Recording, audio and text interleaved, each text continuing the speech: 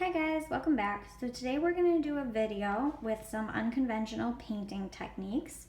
So for this you're going to need some salt. I've used food coloring, but you could also use watercolor if you have it. And then I'm using Mod Podge, but you can use Elmer's glue. You could probably even do it with a hot glue gun. Now, just for this example, I've dyed my glue green so that you could see where it's going on the paper, but you want to go ahead and you want to use just regular white glue. So you can come up with your design. The first thing I'm going to do is just kind of sketch it out. So I'm going to do a flower, but I do want to keep some space between the petals, as you can see, because whatever I'm doing, if I fill it all in with glue, it's just going to look like a giant blob. So once I've got that filled in, then I'm going to start putting glue down. Now if you have one of the squeezy bottles of glue, you could squeeze it right on there. Because I dyed mine and poured it into a teacup, I'm going to use a paintbrush, but you could go ahead and you could do this with a Q-tip, pretty much anything you want. You could do the whole thing with your fingers if you want, but putting the glue down,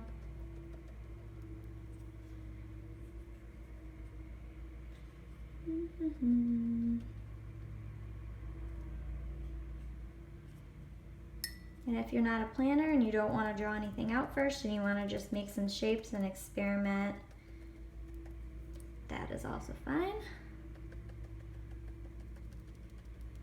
I've got a basic flower shape. I'm going to go ahead,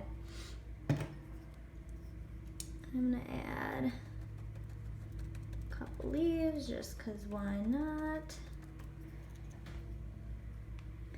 Maybe do one right here. You do want the glue to be a little bit thick. If it's too thin, when we go to do the salt, it won't stick. Then maybe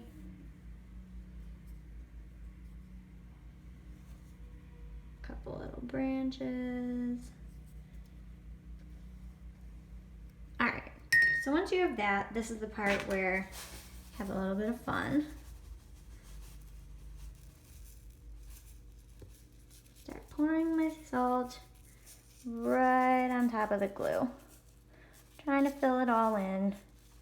Ask permission first before you steal all the salt. It's okay if you get a little bit too much. The reason I have the Tupperware container is so that when I think I have it all as covered as I want it to be, then take this and, without making a huge giant mess, pour it back into the Tupperware. Now you can take a look at yours and see and make sure that everything's nicely covered in salt. If it's not, you can do that step again.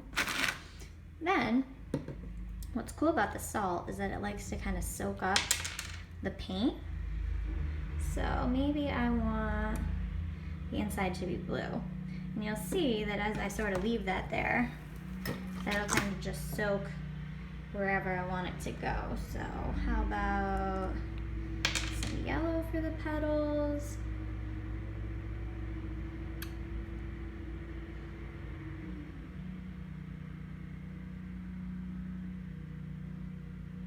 And you can still mix colors. So if you're like, oh, I wonder what yellow and blue would make, or if I want it to fade to orange, you can go ahead and you can still do that. Alright, I'm gonna do some red leaves because who says that leaves have to be green?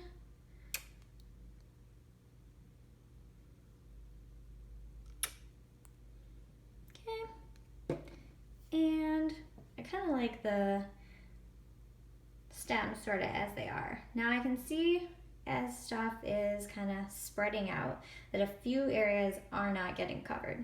So I can either go ahead and add more of the same color. So for instance, this little part of the blue isn't quite as filled in as I want. Or I can go ahead and I can start playing around with some colors, kind of matching them to see what they will do. And if you don't like it, you can just start over. But maybe just the tips of the flowers. I want a little bit of red.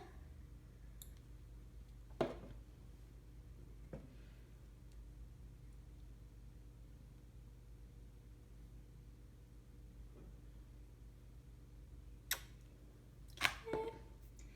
And I'm seeing this didn't quite get as filled in as I want, so I'm gonna go ahead fill these in a little bit more. This is a little bit easier to do if you do have watercolor, but go ahead and play around, see what you like, and I will check in with you guys later.